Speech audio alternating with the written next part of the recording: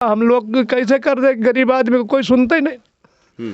Colony आते हैं यहाँ से कुत्ता रोटी लेके भाग जाता है। हाँ, इधर से आते हैं तो तकिया से दाब करके मार दिया है। 1.5 साल हो गया है, हमको किसी तरह से जी रहे हैं। नमस्कार, आपको आज हम घर दिखा रहे हैं, घर की सूरत दिखा रहे हैं, घर की तस्वीर दिखा रहे हैं, घर के बारे में बता रहे हैं कि आखिर घर कैसा होता है। क्या घर ऐसा ही होता है? घर की कल्पना ऐसे ही की जाती है, घर में इसी तरह रहा जाता है, ये भी आप समझ लीजिए। ये तस्वीरें आप देखिए किस तरह से घर को बनाया गया है। ये घर उड़वा ग्राम सभा में है। उड़वा ग्राम सभा के तिवारीपुर में इस वक्त है और इस तिवारीपुर की जो तस्वीरें दिखी वो वाकई में दर्शाती हैं कि इस गांव तक विकास नहीं पहुंचा है। बड़े बड़े दावे बड़े बड़े मंच से किए जाते हैं, लेकिन उन दावों की हकीकत की पोल हम खोल रहे हैं। हम उस प्रधान की भी पोल खोल रहे हैं जो लगातार ये कहता है कि हमने विकास पहुंचाया है।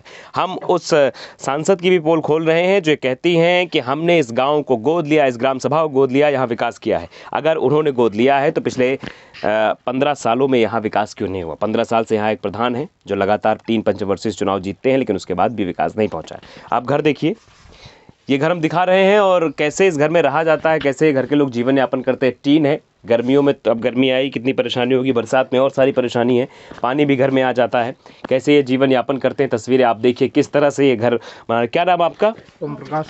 ओम प्रकाश जी। हाँ जी। ये आपका घर है? हाँ, हमारा घर है।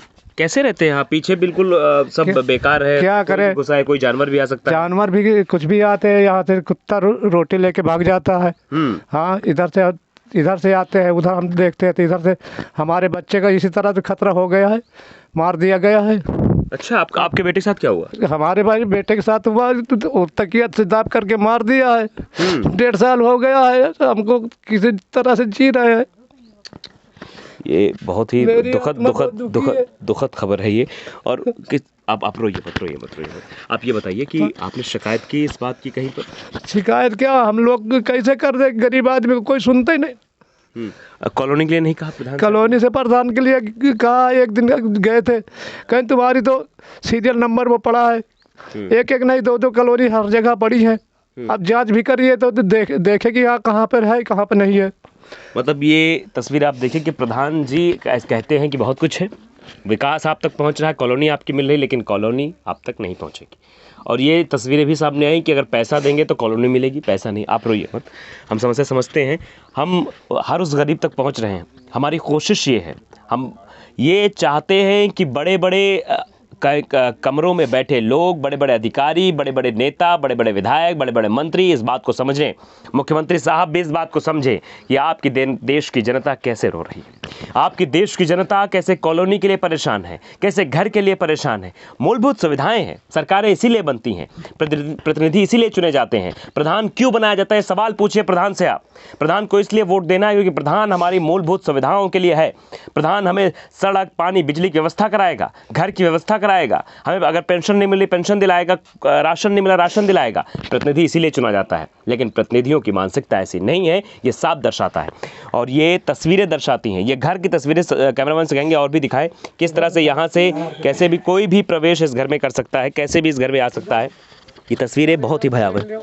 इधर से सीढ़ी लगा करके हमारे बच्चे के छत पे मारा गया है। इसी से बाहर से आकर के चद्दर पे चढ़ करके वहाँ छत पे मार के लेटा दिया है। ऊपर से चद्दर ढाक करके चले गए। हम लोग जाने नहीं ना, सुबह 8 बजे जाने। तो फिर आपने इसकी शिकायत नहीं की थी कहीं? शिकायत क्यों, यहाँ ले जाने वाले उतार लिए नीचे, हमको पता ही नहीं ना। हम दुख के मारे ऐसा ही कुछ नहीं कर पाए। हमारे लड़की है, ये वाली छोटी वाली तो पंजाब चली गई रही है, बड़ी वाली ससुराल में रही है।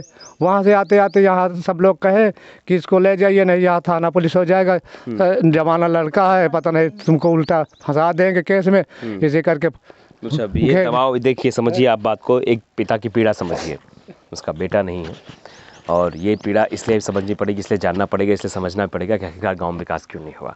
विकास की तस्वीर के साथ साथ ये भी देखना होगा कि एक बाप की पीड़ा क्यों नहीं समझा गया। गांव के लोग मदद के लिए भले ही आए थे, लेकिन कुछ लोग उसमें ऐसे थे, अब जो भी बात रही हो ये स्पष्ट रूप से नहीं बता पा रहे हैं, लेकिन हाँ ये समझना होगा कि कम से कम जो प्रतिनिधियों का काम है, वो प्रतिनिधि समझें और गाँव का विकास करें। इस आदमी तक जो परेशान है उस तक भी विकास पहुँचना चाहिए।